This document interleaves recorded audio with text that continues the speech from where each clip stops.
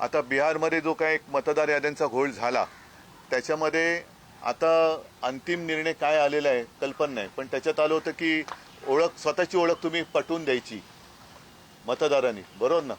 म्हणजेच याचा अर्थ देशात अघोषित एनआरसी लागू झालाय का या विषयावरती पण आपण बघितलं पाहिजे. कारण जेव्हा एक सीए आणि एनआरसी विषय गाजला होता, दिल्लीमध्येच त्याच्यावरनं रान पेटलं होतं, अनेक ठिकाणी त्याच्या विरुद्ध आंदोलनं झाली होती, विशेषतः आसाममध्ये एनआरसीच्या विरुद्ध आंदोलन झालं होतं.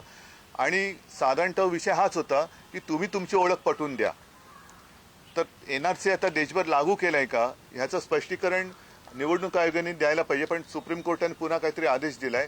स्थानिक स्वराज्य संस्थांच्या ज्या निवडणुका आहेत त्याच्यात एक तर ईव्हीएम वरती आमचा आक्षेप असताना आणखीन त्याच्यात एक अपारदर्शकता आणलेली आहे की त्यांनी ते व्हीव्हीपॅट मशीनच आता काढून टाकलेले आहे. मग तुम्ही निवडणुका घेता कशाला? सरळ जाहीर करून टाका ना यांचे एवढे जिंकले म्हणून.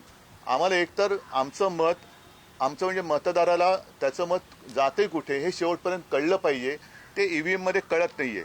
कारण बटन दाबलं जातंय, दिवा लागतोय, आवाज येतोय, ती रिसीट दिसते, पण ती रिसीट नंतर एकूण सगळ्या रिसीट काय मोजल्या जात नाहीत आणि मत रजिस्टर कुठे होते आतमध्ये, रजिस्टर कसं होतंय ते कळत नाही.